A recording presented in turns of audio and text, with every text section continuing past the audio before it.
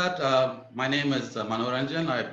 Mano for short, easier to pronounce. I am the segment lead for Smart Healthcare at TÜV SÜD's digital service. We are part of TÜV SÜD Asia Pacific, and TÜV SÜD as a company came into being when there was a boiler explosion about 150 years back, and there was a need felt to assess and certify such systems to ensure safety. Since then, we've grown to about 1,000 plus locations worldwide. We employ more than 24,000 employees. Till date, we've awarded more than 500,000 certificates. I think the number is a lot more. This is a bit old. The unique property for us is that we are an independent and impartial unit. We do not endorse a product, or we do not endorse a technology. We just make sure the technologies are safe, secure, and reliable. So TÜV SÜD is, in that sense, we are completely a TIC company, a testing, inspection, and certification company. Coming to the digital service, we are the innovation unit. We're looking towards the digitalization aspects of technology, both from within to move our services towards more digitalization, as well as to look at the new services coming online in terms of robotics, Industry 4.0, AI, and IoT and things like that. My special area of interest is smart healthcare, where we're looking at remote healthcare and in particular elderly care, and how we can deliver healthcare solutions that are connected and sort of relieve the pressure from the primary care and move the care towards the home. So this is all now being accelerated due to the COVID situation, and you see people getting online for the consultation more and more. And smart healthcare is getting a lot more important in this kind of situation. With that introduction, we'll talk about today's agenda. So today I'll give a little bit of a background of where we are at this juncture in terms of the pandemic. We'll give a little bit of intro on pandemics, a small introductory course, let's say, a short one. Then we look at what are the considerations which you should look at while you are developing your pandemic management plans.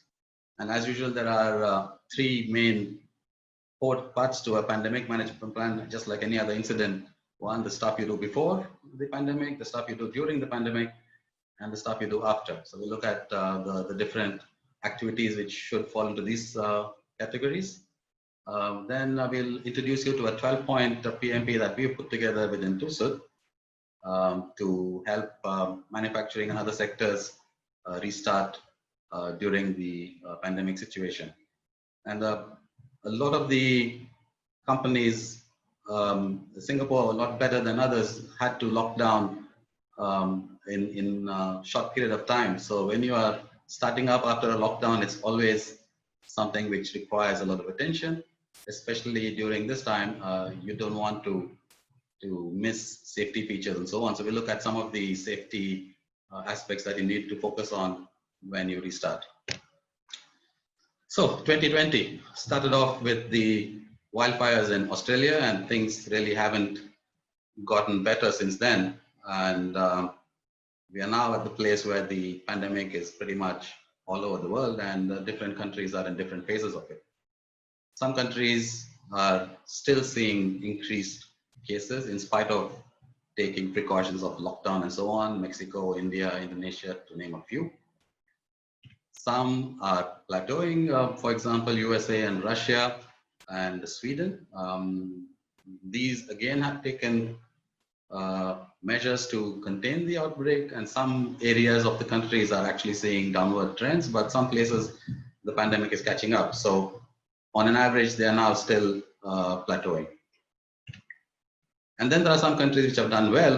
Italy, which looked quite bad at the beginning, has actually done a very good job, and they are now seeing very low numbers, and they're even thinking of opening up for tourism soon, I think in the 15th of June next week. Canada has done reasonably well, and New Zealand, of course, has declared itself corona-free a couple of days back, as a few other countries like Fiji and other things. So really a mixed bag of situations around the world, and this has led to tentative opening in many countries. And the reason for the tentativeness is that they are all very well aware that if it outbreaks again, then it's going to be in a much worse situation than what it is now. So the challenge is always, do we wait for a little bit more and start, or do we start now and try to contain when things go bad? The business consideration, of course, is something which is key here, and businesses have been suffering for a while, and the appetite for waiting seems to be getting less and less. Right?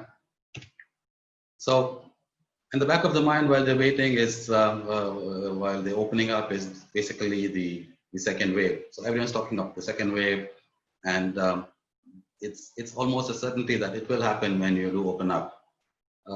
Singapore, in all senses, has already gone through a sort of a second wave with the dormitory situation.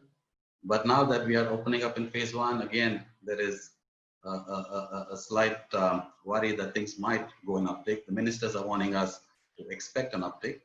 And let's see where it goes. Next week should be interesting about the statistics for this, with 2 weeks of opening up.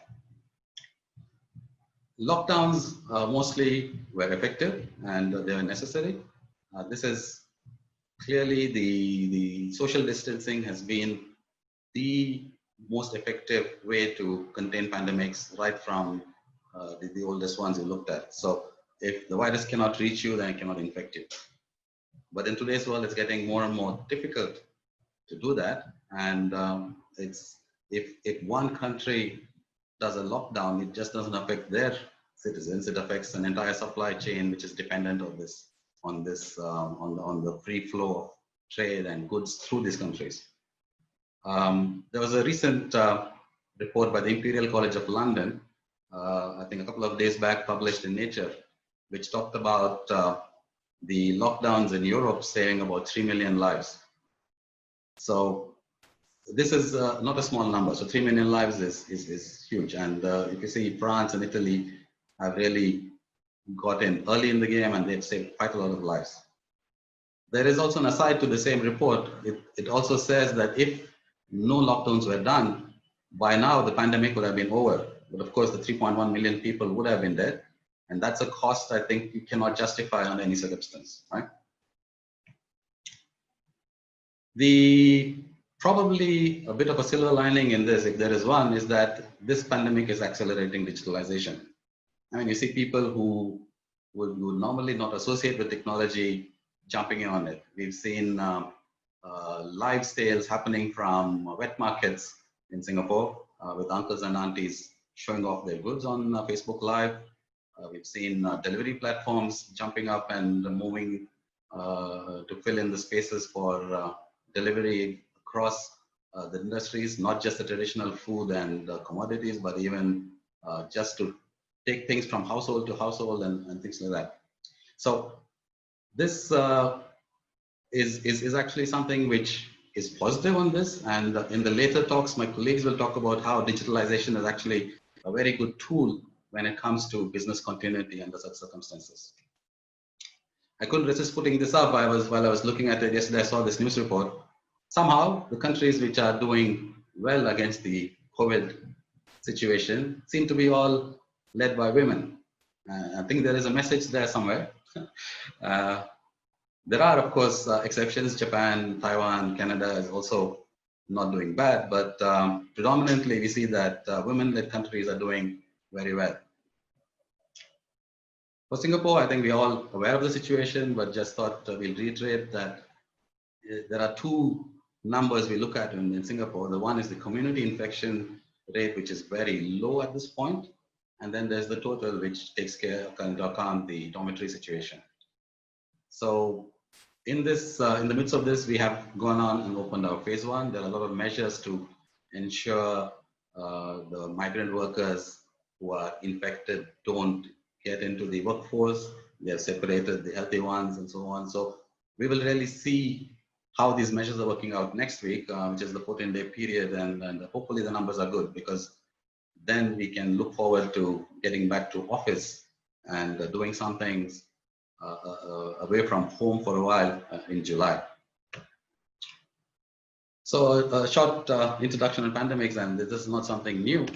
We've been having pandemics with us for a while, and all of us, I think, would have been aware of or are being affected in some form by the SARS outbreak in 23, which is reasonably recent. It spread from China to 26 countries. It's the same type of virus which is causing COVID. It's a different strain of it. It was called a pandemic, but there is because it was in so many countries. But if you look at the infection and the death toll, it was pretty low. The death toll, it varies from study to study, but it's around 800 people, which is quite low. The Asian flu was something which happened in the 1950s. It was due to an outbreak of influenza A. It again came from China to Singapore, Hong Kong, and the United States, and then spread across. This one was relatively more severe, so there was a death toll of approximately 2 million for this. The Spanish flu, again, which is now being touted as the 100-year cycle for COVID. This happened in the 1980s and between 1980 and 1920, and this infected more than a third of the world's population. And this actually has lessons for the second wave, and which was more more infectious than the first wave. And in total, it resulted in the deaths of over 20 million to 50 million people.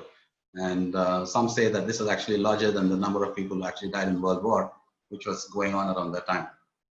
There's an interesting story why it's called the Spanish flu. It neither started in Spain or had nothing to do with Spain. This was during the World War time, so newspapers were heavily censored.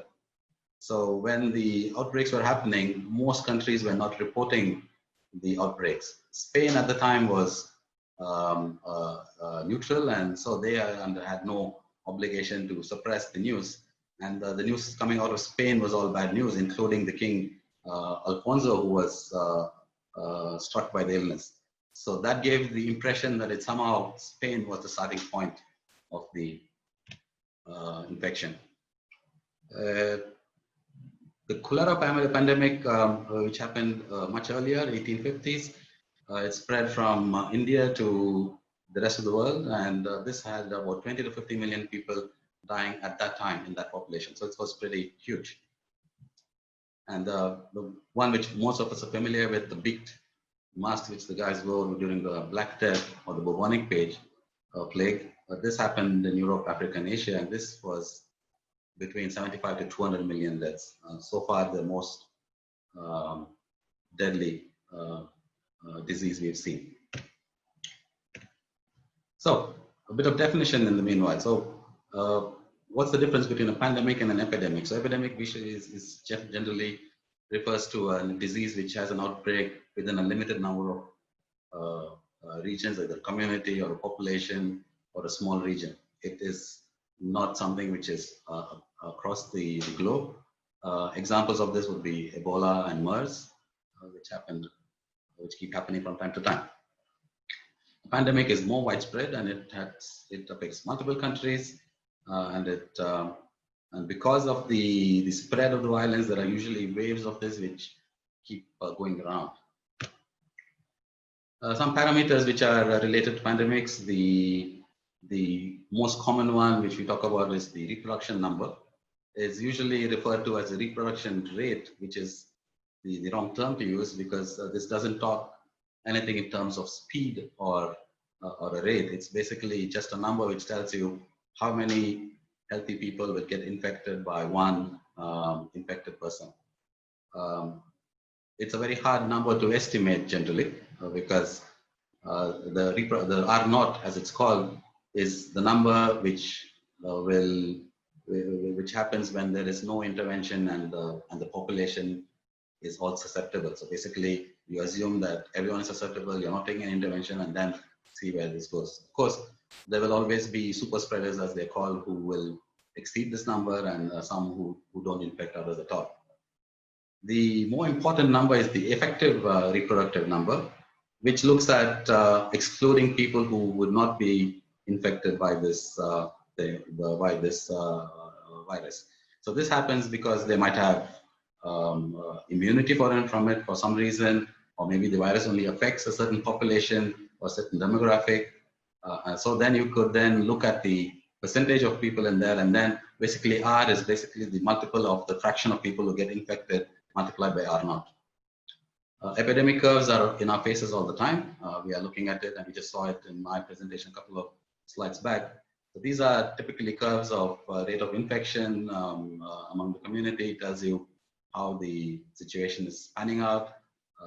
It also lets you gauge if the measures you're taking are useful and if you need to tweak them.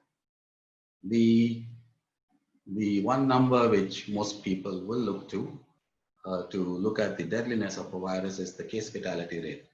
This tells you among the infected people, how many of them would die. So basically it's like the mortality rate of people who have been infected with this virus. Again, it's very hard to gauge this. It could be also because the person could have passed away for other reasons, but just because when they passed away, they might have the virus. Sometimes the virus is not tested and people pass away, and you don't add them into the count of the fatality. So again, all these numbers are very, very hard to judge. Usually the numbers get crystallized as the pandemic progresses, and typically the numbers you have are very accurate only when the pandemic is close to the end. The communicability is something which is useful when you're doing the pandemic planning. It tells you the infectious period for a person who has the virus. So they might be symptomatic or asymptomatic, but basically it tells you how long a person can be infectious. So this defines your quarantine times and so on. For COVID, the rate varies from 5 to 21. The general median accepted is about 6 days, and the safe number they look at is about 14 days. A quick look at how contagious viruses stacked up against the fatality rate. Some of the common ones we've gone through. So if you look at dengue is actually quite deadly if left untreated. Cholera is about 1% of the people die, and dengue and cholera are actually quite contagious. You have the seasonal flu, which is very small. The R naught for that is about 1.1. SARS was at about 2.5. Ebola, which is very deadly, is also got a low R naught. It's about 2.3. And for COVID, we are trying to get to the number, but right now the range is between 0.1 to 6.5% in terms of fatality rate, and they are now between 2.2 to 5.7. Of course, all of this depends on the interventions being taken and so on. So sometimes when an R naught is low, it doesn't mean that it's a true R naught. It's because the R naught has been affected by the interventions being done on the ground. Moving on to the considerations you will take while doing a pandemic planning.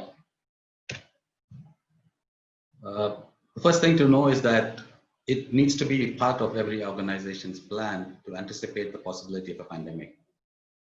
A pandemic plan is generally a strategy which an organization plans to adopt to operate under a pandemic, to have some form of essential services going around. So you don't completely lock down, you try and manage to salvage part of your production line and get some business moving. So when the pandemic spreads, you will expect a large percentage of the employees to be infected or put on quarantine. And so you need to be aware that this will affect the company's ability to carry out essential service. And you need to plan for this and see where do you draw the line between keeping your productions line open, and when do you say that it doesn't make sense for now, let's lockdown is more preferable. So the objectives of a PMP generally, the first one, of course, is to protect and ensure the safety of the workforce. This is key. I think this is this should be the first priority. The second, of course, and equally, maybe sometimes equally important, is to ensure that operation and business continuity happens. They also will guide you on resource management so that you can adjust staff on premises and your operations according to the pandemic status. And it will also ensure there's smooth communications between internal and external stakeholders. And you also need to make sure that your plan adheres to regulation advisories, which may be changing on a day-to-day basis. So, from the disease point of view, the pandemic plan needs to be driven by the considerations of infection rate, the fatality rate, and what are the high-risk groups you're looking at, and what is the modes of transmission. And you would need to have a matrix on your pandemic plan and say, which part do I activate when, or how is the response going to be depending on these things. So if you have a highly infectious outbreak, then your social distancing would need to be a lot more, and you would need to see how you would achieve that, or maybe you'll need to, if the virus is airborne and you are in enclosed places, then it's simply not possible for you to have people working in such an environment. So these are the considerations you will need to look at while you draw up the pandemic plan from the infection side. From the staff attendance side, you need to plan to see at least up to 40%. Of course, this depends on organization to organization, but a good rule of thumb is to say that expect at least 40% might be missing, and see if you can operate under that. It could be that your organization cannot work under such circumstances, so then your plan would basically say that if it goes below a certain percentage, then it doesn't make sense for us to keep the lines open. You also need to be able to handle sustained periods of staff being absent, either remotely being able to contribute or sometimes not being able to contribute. So you would need to have redundancy built into your organization. You also need to have detailed plans for the non-pharmaceutical interventions to minimize risk of infection. So non-pharmaceutical interventions basically means putting barriers between people so that the infection doesn't spread from one to the other. So this could be in the form of PPE, which you do masks and face shields, or you could look at having protective barriers between staff where it makes sense, or even trying to minimize the number of people on site inside the facility so that the spread is contained. The impression among most people is that pandemics are rare events. Pandemic across the world, of course, might be rare events, but epidemics or small infection outbreaks happen all the time around the world. So having a good pandemic plan is essential for business continuity. I think this is something which is key, and it needs to be part of your business continuity plan. So to help you with the generation or operation of such a plan, there are a lot of standards and guidelines which you can use. The key ones would be the ISO 22301, which talks about business continuity management systems, and in particular security and resilience. So this would give a good base to start with. Of course, the ISO 9001 quality management systems and the 27K series for information security, because generally a pandemic plan will involve people working remotely, and you will need to have information security in place. And occupational health and safety is always something which is important in a workplace. It is also has guidelines when you look at doing a pandemic management plan. ISO 22313 is basically the guidance on the use of the ISO 22301, and it also has some good points which you can use while you are looking at your PMP. Coming to the advisories, we've had a lot from Singapore. I'm only looking at the Singapore guidelines. There is a couple of other things which we will look at later. So Singapore has been very proactive in pushing out these guidelines. The very early one which they did was the SD Clean program, which was looking at the MICE sector, the hawker centers and food establishments and so on. So this was released in April 20, the version. There was some versions before that. The most recent one, of course, is the requirements for safe management measures at the workspace as we open into phase 1. This was in May 2020. We also have the guide on business continuity planning from ESG, which was released in 20th of somewhere around that of April this year. There is, of course, the guidelines from OSHA and the WHO. And if you see the WHO, it's actually something which was done way back in 2005. And there is also a very detailed handbook published in Germany in December of 2010. This details how you can put a plan for an influenza-like outbreak, and it's very, very detailed, and actually a lot of the other things just form subsets of this quite a detailed handbook. So the key, I think, is to be ready with a pandemic management plan. I think if some of you tuned into yesterday's talk by Senior Minister Teo Chi-hin, his message was something similar. We need to be ready before the event with resilience and have resilient measures in place so that when things do occur, we are ready to deal with them. So the activity to put in a business continuity plan should be taken seriously, and you need to have a plan in place. The plan definitely will include activities which you would do during the pandemic. You should also have measures to handle potential shortage of supplies, raw materials not getting in, or look for alternative supply chains for your consumables. You also need to be clear with the vocabulary you use so that everyone in the company understands the plan the same way. So you need to establish a glossary so that there is no confusion when people read or look at your plans. You also need to identify the essential processes and the essential staff who need to be on the premise to ensure your operations. You also would have to look at your supply chain resilience, as I just said. Make sure that you have redundant supply chains where possible. If not possible, try to have inventory on hand. All this planning will be not that useful if you don't train your staff on the policies and procedures. So training is very important. You also need to conduct fire drill type of exercises so that it helps the staff to be acquainted with the plan, and also helps you identify the potential problems you might face. And of course, it's always important to have redundant capabilities, so you need to cross-train your staff. For activities during the pandemic, of course, is typically to execute what you have put in place.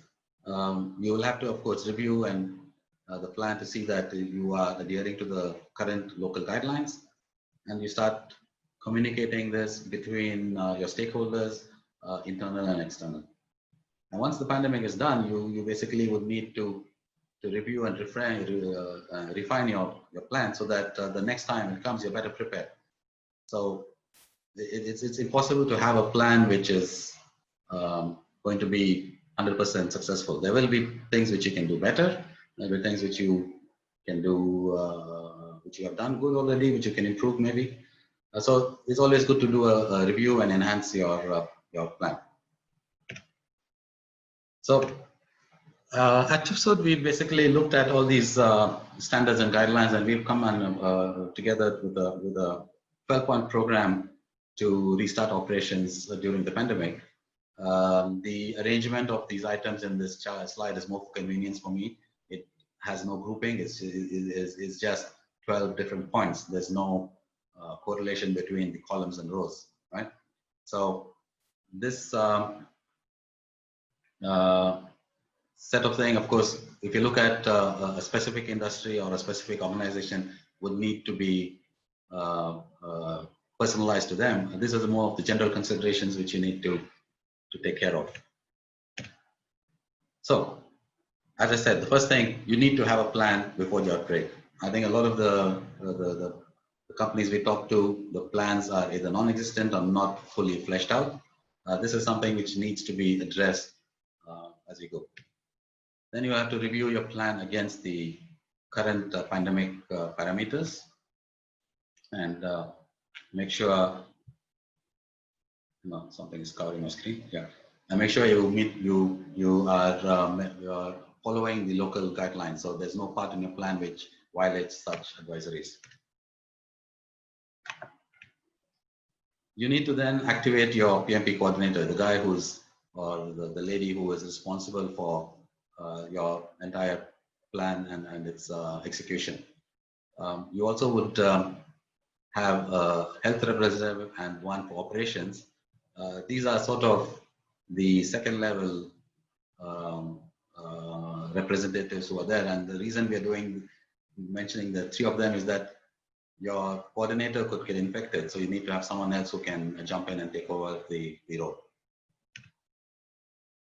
The first activity as part of your thing is to review the staff needs, see who needs to be on site, who can work remotely.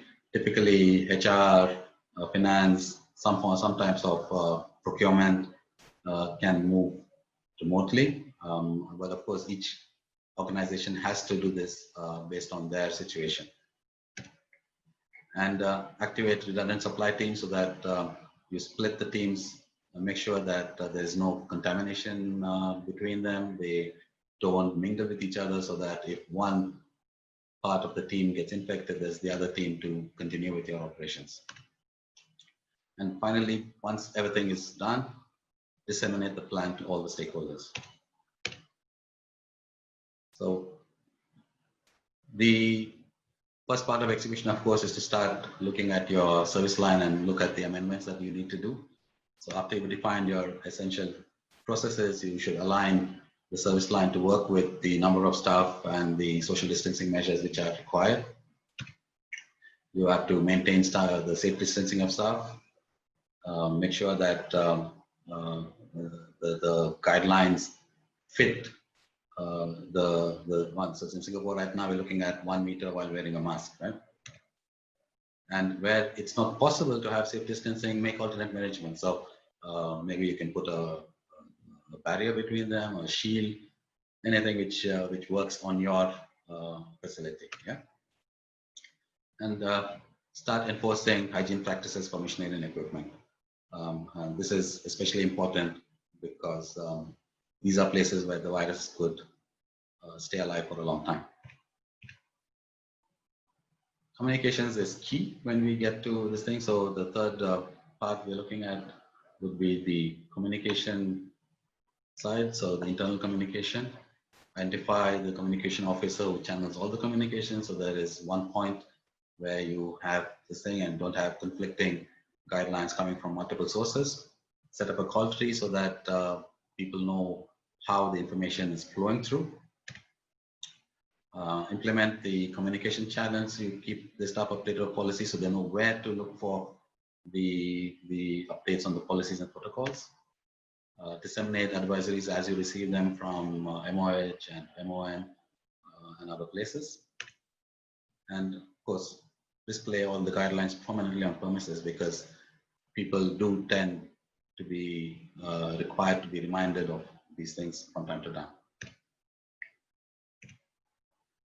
So when it comes to safe distancing, the two things you do, you have to reduce staff on site and implement safe distancing measures.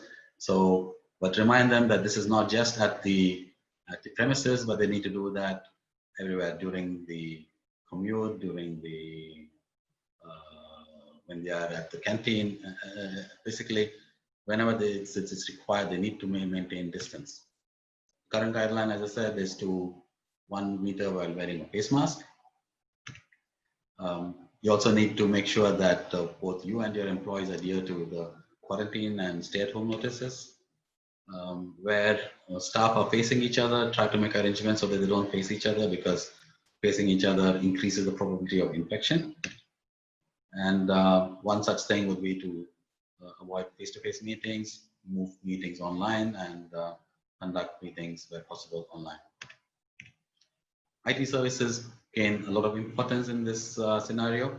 So you have to ensure that you have the capability to allow people to work from home or from remote locations, and IT services are resilient. Clearly define which platforms and services which can be used by staff. So if your meetings online happen on Teams or on Google Plus, so that everyone uses the same platform. It helps to reduce confusion and also makes things a little bit more secure. You of course have to allow access to resources within the premises through your intranet and so on. Ensure that is always done securely through VPNs and secure networks. Make sure the staff know privacy and security measures. So when they set up online meetings, the importance of having passwords and locking meetings and all that. This needs to be something which is made clear to everyone, so everyone follows these to avoid people listening in on your meetings or documents getting out of your network. Where possible, try to get staff to install the Trace Together app.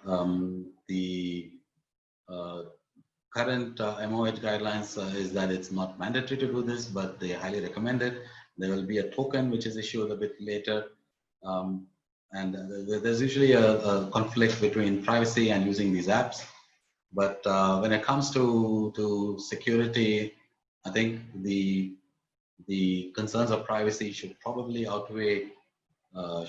not outweigh the concerns of safety. So it is probably better for you to know if you came in contact with someone who's infected than to not let people know where you were during this. At least within the office and during your commute, it's good to have this app activated. You would also probably need to amend your policies on corporate phones and so on to allow staff to install this app, right? Also, it's very important to know who comes into your premises and how long they stayed there. So a visitor log for all visitors and staff to know when they come in, when they go out. Safe Entry is a tool which is provided by GovTech, which we can leverage on in Singapore for this. So while typically the communications from MOH and MOM is one way, it should really be something which you take seriously and feedback to them when required, because it's important to be part of the local efforts to tackle the pandemic, because the faster the pandemic ends, the faster you're going to get back to full production. So appoint a communication officer to receive all the updates and make sure that they are aware of the importance of getting these updates, and once they get the updates, to act on these advisories, to again review them against your PMP and see if your PMP is still compliant or you need to make changes, and any other things which you need to tell the employees. And at the same time, report back on the situation at the facility. If you see some measures which are given which don't make sense or cause problems on your facility, it's always good to feedback and so that the ministry can address those and see if there can be alternatives to be done, and also help others who might be in the same situation, and promptly inform and communicate if staff are infected, or if you see the need to close down operations because the pandemic inside as there's a big outbreak and so on. I was listening to the radio this Monday on the morning talk show, and we were hearing some horror stories where employers were insisting staff to come on and work during the pandemic, even if they're sick. These are things which are guaranteed to make sure that disaster strikes sooner than later. Yeah, so it's always good to be transparent, and this is just not a business consideration, it's also a question of life and death in some cases. So from the organizational measures which you need to take for staff, you need to make sure that you adjust the attendance according to the pandemic situation. So if the pandemic situation eases off, you can probably ease off on the people coming in. If it is still going strong, you probably need to reduce the staff. So always keep monitoring the situation. You have to be transparent with communications to staff. Make sure they know exactly what's happening. Don't keep them in the dark. People who know what's going on are more keen to adopt policies when they know why it is being done, rather than just being told to do something when they don't understand why. Implement verification plans to audit and ensure compliance. This does two things. One, it makes sure that people follow the guidelines better. It also gives you the confidence among the stakeholders that measures are being followed. You can then also publish this so that your stakeholders are aware that you are working in a safe environment. So maintain staff density at all locations. Don't make sure that cafeterias and so on, typically the places where crowding happens or the entrances, there are measures to make sure there is no crowding. Of course, display clear notices at all times. One of the key things to do is to maintain all records of the pandemic plan, your activities and logs of the visitors and so on. This is something we need to maintain, and it's something which might get audited, which will also help you later when you do your review. And this is something which we all used to. You have to regulate access to the facility. So typically you try to make sure the entrance and exits are different. But this in a manufacturing facility can sometimes be difficult to do. It has to be compliant with the other safety measures. So do this while maintaining your safety measures for fire exits and stuff like that. So the staff and visitors have to wear masks at all times according to current guidelines, so make sure that's enforced. Sanitize hands before entering, so make sure there is a station where people can sanitize themselves before they enter the facility. Enforce temperature checks before people enter your facility. When masks are not possible to wear, for example, if you are wearing other protective gear and so on, try to see what other arrangements you can do to protect the staff who are in the situations. Maintenance protocols get more important now. Make sure you follow all the maintenance protocols, especially for your heating, ventilation, air conditioning, because that is typically where viruses tend to propagate through.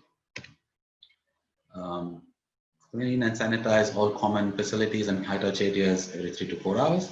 This is the current guideline also from the ministry. Enforce safe use of cafeteria by staggering people going in there, marking out places where they cannot sit and stuff. And for equipment which is used by staff, at least disinfect them once before every shift so that there is no cross-contamination. If you can do more than that, it's almost good.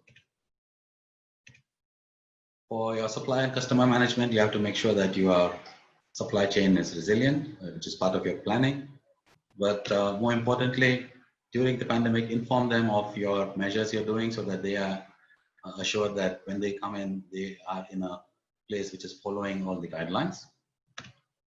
Disinfect inbound and outbound products and commodities, because some of the surfaces might be places where the virus could linger for a couple of days. There have been instances where the virus has been found, reports say for about 10 days later. Not sure how reliable these are, but there is always a possibility that the viruses could be viable on these surfaces. Try to conduct delivery and shipping of products in shifts so that the same shift meets the same delivery and shipping teams. So it will minimize contamination routes from within your organization too, because if shift A meets delivery person A today and shift B meets delivery person A tomorrow, that then becomes a route for the virus to jump from shift A to shift B. For customers, you have to align your customer engagement to the guidelines. So if they cannot come onto premises, you need to move online. You need to stagger the times you engage with them and things like that. So finally, you have to provide assurance to customers and suppliers of precautions taken. So one way of doing that, as we said, is to do audits and verification of your thing, and to publish such audits so that they are aware of the measures you're taking. The medical measures, these are not something which are only during pandemic, but there are certain things which you will do during a pandemic. You of course need to have a medical officer on site at all times. During a pandemic, it makes it even more important. You need to have measures to deal with infected employees. Most of the time you do have sick bays and so on. But during a pandemic, you need to have quarantine areas. The current requirement or a soft requirement is to have 2 quarantine areas on premises, and to have a safe route to get to them. So because if someone gets infected on premise, you don't want them to be walking through your facility and coming in contact with others. You need to take them to the quarantine areas in a secure route. The reason you need the quarantine area is because the local health system might be overwhelmed. So you would need, they would take some time for them to come to your facility to then take this person out for a quarantine in some other location. Once someone has been infected, sanitize areas where they were and equipment they were dealing with. On-premise also you need to stock and distribute all the protective equipment, masks and sanitizers. And when vaccines are available, encourage staff to be vaccinated. And the key thing, of course, is not to neglect other safety measures during the pandemic. These are some of the soft requirements we put together. So when it comes to assurance of employees, make sure you have all the details of the employees, next of kin, contact details. Make sure that staff are assured that if they do get sick while they come to office to work, they will be taken care of. Address concerns of working through the pandemic, make sure that you have the buy-in from the employees. Provide assistance to staff who may be stuck overseas and will not be able to travel. And of course, ensure welfare of your migrant workers. Follow all guidelines and protocols is one of the key responsibilities of everyone in the organization. So when it comes to employee responsibilities, they need to make sure that they follow all the guidelines and the protocols. They need to inform the RO or the responsible person if they fall sick or someone in the family falls sick. And this ties in with you assuring them, so they will not be hesitant to report being sick if they are known that the company will take care of them even if they fall sick, and there's no need for them to hide a mild symptom. Employees also have to adhere to any safe quarantine orders and stay home notices. They have to try to avoid contacts with friends and relatives and maintain contact only with the immediate family during the pandemic to reduce risks of getting infected. And the most important one, which you need to do at all times, not just during the pandemic, is to take care of personal hygiene. This is really one of the best precautions you can take against a pandemic. So now you have your plan all done, and we are now in phase 1, and you need to restart. So some of the key things you need to look at while restart are what I'll go through now. But of course, you need to be clear that each industry production line has its own guidelines, and they need to follow those very carefully. These are some of the general guiding principles you need to look at, and you need to make sure that what you do is aligned to the guidelines you have for your organization. So typically, when you do a restart, it will be smoother if the shutdown was done properly and during in a planned manner. In this scenario during COVID, maybe that was not a luxury we had. So the operation might have been abrupt with limited preparation because some of the staff were infected, were not online, we didn't have the time, and so on. So it makes it more crucial that you do a pre-startup review to ensure a safe start.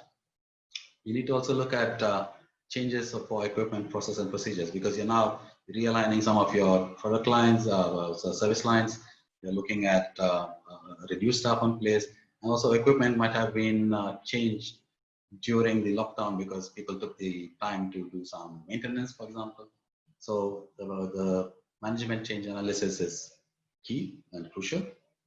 Look at the inventory situation to make sure that when you open, you have sufficient stock of raw material and components, and also look at the shelf life, because you must sitting in the storage for about 2 months or 3 months. So make sure the shelf life is still maintained. And equipment which are not used for a long time generally would not work as intended at restart, because there's precipitation, there is misalignment of shafts, there's corrosion, there's buildup of oil in some places. So these are things which are actually already guidelines exist for the different equipment. We just need to make sure you follow all this and make sure that the system is ready to restart.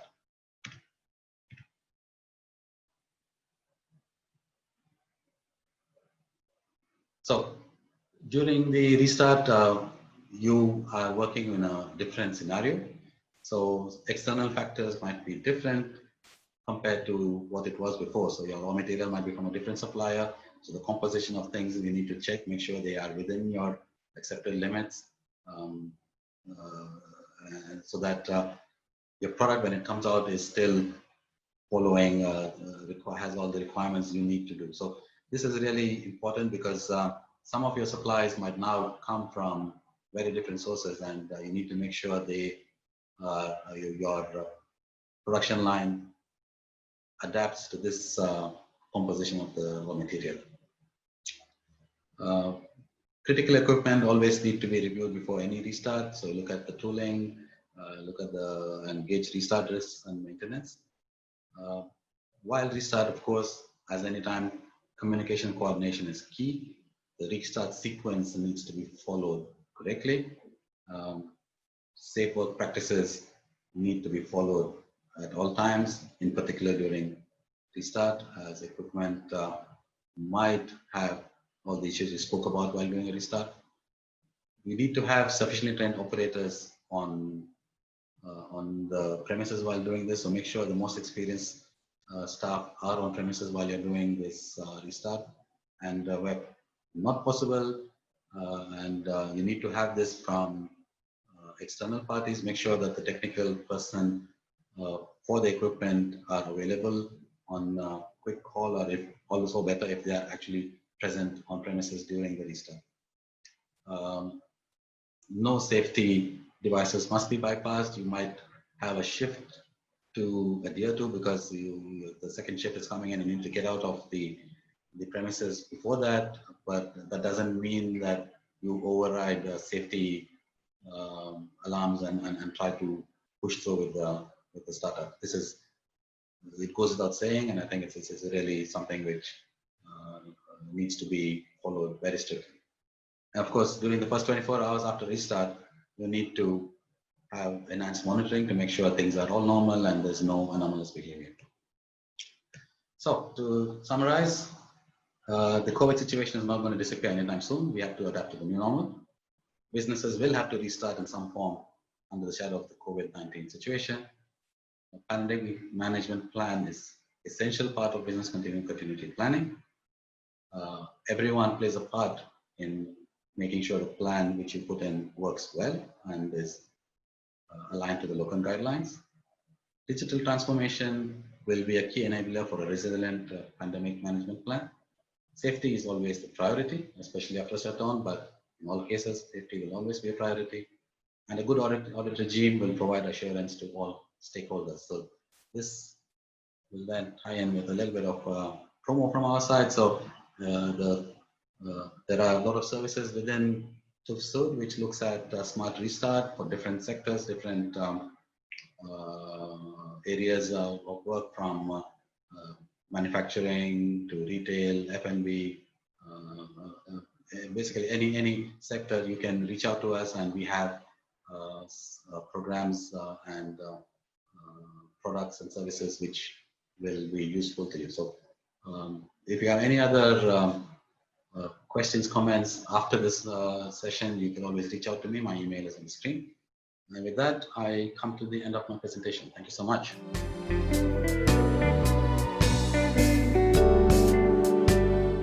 Okay, now we have this one question. Okay, give me a minute. Okay, so there's a participant asks, are all the measures you mentioned in the PMP mandatory to be compliant?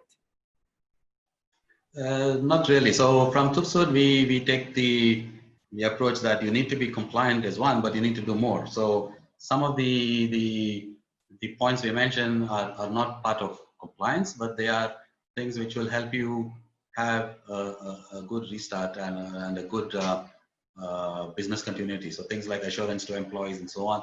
These are not part of compliance, but these are all good to have measured inside. So when you do come in to approach us or to approach anyone to help you with your PMP planning, we will of course then highlight what are the measures which are required for compliance and what are the things which you need to have for a good business continuity on your own initiative. Understand. Thank you. So the next question is, there's a participant asked, do we really need to plan for pandemic management plan for future pandemic? So if so, how should we start? And do we need to change anything from the plan we are executing right now for COVID? It means that, I mean, there's some manufacturing company, they already, because of the COVID-19 and circuit breaker, they already have some plan, I mean, executing and practicing. So, but I think it's a norm that in the future, if any pandemic comes, maybe this thing will happen again, or maybe the situation will be different. So they are asking, I mean, the participants are asking whether, how should they, I mean, plan for future, like, do they need to tweak anything or change anything for the current plan? There will always be, like I said, there is always a review process after the current pandemic to make sure that what you did now is complete. But the first thing before you initiate and execute your pandemic plan in the future is to make sure the plan you have matches the pandemic which is we are facing now. So we can't look into the future and see what kind of pandemic will hit us. But if your plan is well made out, it should be adaptable enough that you can still tweak it in such a way that it is something which is applicable at that point. So really we need to, the first point is of course to have a plan which you can then tweak, right? If you go empty-handed and then you start building it, it's going to be very, very difficult to come up with something which is viable. So in most purposes, in most conditions, it will be something very similar to what you have now. There will be specific points which need to be different. So the 1 meter which you look, for example, may not be 1 meter. It might be, I don't know, even now this debate, right? So some say it's 2 meters, some say 6 feet. But the guideline could be that the next one is that you don't need to touch people. If you touch people, then it goes on. SARS was something which required contact for transmission. So these are things which are details which you will work out with your plan, but the key is to have a plan in place. Okay, so I think another needs also asked, I think can also serve as a follow-up question. So what is the degree of flexibility we need to have for our pandemic management plan for future unforeseen circumstances? Because we know that the plan is always there, but because the future is unpredictable, no one knows what will be happening. So like just now you said, to be able to tweak, so the plan must be in place first, so you can tweak around. But how much degree of flexibility or any advice for the companies out there to when they're doing the planning, how much of the degree of flexibility they need to consider for it? Yeah, so that's where I was telling you that one rule of thumb is to assume that you look at staff reduction as one of the parameters. So you could look at it from no reduction all the way to up to 40% reduction of staff on premise. So this is not the functions like HR and finance, but these are the people who are actually operating equipment. So can you operate your service line with 40% off? Can you operate with 30% off? So what can you do with 10, 20, 30? And where do you say it becomes unavailable for me to operate? So this is the kind of flexibility you need to have in your plan. Okay, thank you. So there's also attendee asked, so beside a plan, what is maybe some advice for company to be more resilient and responsive when dealing with pandemic or crisis in the future, especially for today is a manufacturing related. So for manufacturing company, beside a plan, what is advice for them to be more resilient and responsive? The short answer is to attend the talk by Megan next week. That will drive, she will talk about moving towards digitalization and so on. Like I said, digitalization is I think something which can reap a lot of rewards when you are building a plan. It helps you keep your production line resilient. Automation, of course, is also something which you can look at. But a few things which are key. So digitalization, one, automation, having redundant teams so that you have capabilities which are repeated in your office. These are some of the things which you will see which pay back when you are working under a pandemic. Okay, Ken. So another question. So any IT tools or technology to help us to plan for such crisis to be happen again? Like I think PMP is very important. So any tools that any IT related or any technology that can help them? Any advice that you I mean, it's something which I think Singapore is good at doing. I mean, when SARS hit it, we came up with the thermal scanners, which became adopted across the world. So things like that are always useful to adopt. From social distancing point of view, particularly, there's not really too much. I mean, Trace Together all tells you if you come in contact with someone, Some companies are rolling out a few products which look at your CCTV cameras and try to do some analytics and see if people are close together and far away. There was even one biometric company which does face recognition announcing that they've integrated a thermal scanner into their face scanner. So when you go and get yourself identified, it also measures the temperature and tells you if you're within the range and so on. So these are small things which will happen, but as we go along and we start getting more used to working in such kind of situations and we start enforcing these rules, I think we will see a lot more technologies coming in. Some might even become mandatory as we go along. For example, the tokens which will be issued later this month, it might be mandatory to have such tokens within the office, and maybe they start beeping when two people come too close. So you don't know. Understand. So I think the ultimate rule is that I think the tools are available out there as long as you are willing to go and find and source for resource and help and assistance. Should not be an issue for any tools to help them, right? I think there are some tools and so on, but I think the ministry also understands that tools and technology is one thing, but having people on the ground is key. So they have actually, part of the compliance is to have a social distancing officer, they call them the SDOs, on premises to make sure that these are adhered to and so on. So end of the day, yes, tools will help, but it's the responsibility of everyone to do that, and that's something we need to build into our work culture. Okay, Ken, I think due to time constraint, I think we move on to the last question. Also, maybe for Mano, you can do a very quick summary because there's attending us. So what is your advice for manufacturing company to jumpstart the production or resume the business under phase 1 or 2 situation? Like now it's phase 1, so we are moving on to phase 2. So you also like maybe you can give our manufacturing company participating today, what is the advice, like a short advice and suggestion for them to maybe resuming their business and pave the way for the future? I think the key message is what is being followed by the government here. Start, but start slowly. Don't jumpstart and go all the way and then have to pull back, because that can be costly. That can be taking 2 steps back. So start slowly, start judiciously, but also make sure that it is it's planned and there's a roadmap to ramp up production as it goes.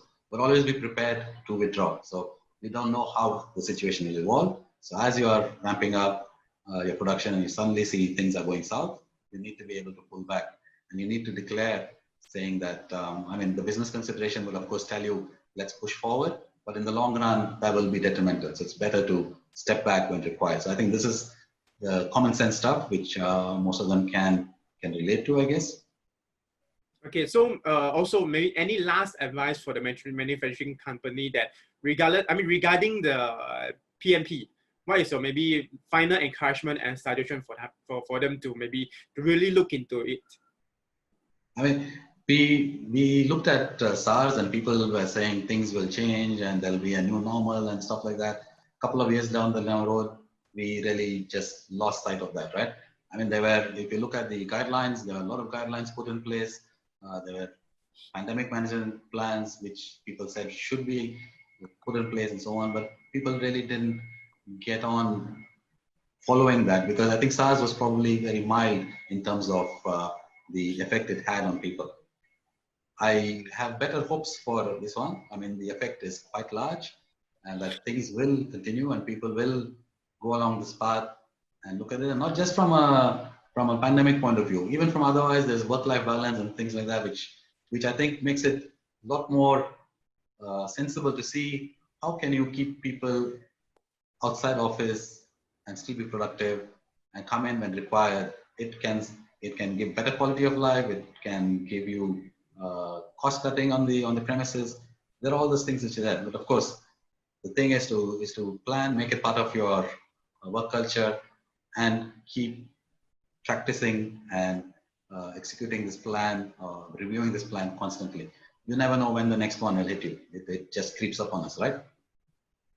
Okay, so as long, in short, shows for a company out there to be resilient and be positive and willing to change. So I think this COVID-19 is a huge trust for, to all the companies out there to try to adopt and adapt. So maybe it's a very good opportunity. So like what Mano says, as long as you're willing to change and you are I mean, I think that the future is promising as long as we stay positive. Okay, so thank you, Mano, for the sharing today. Thank you so much.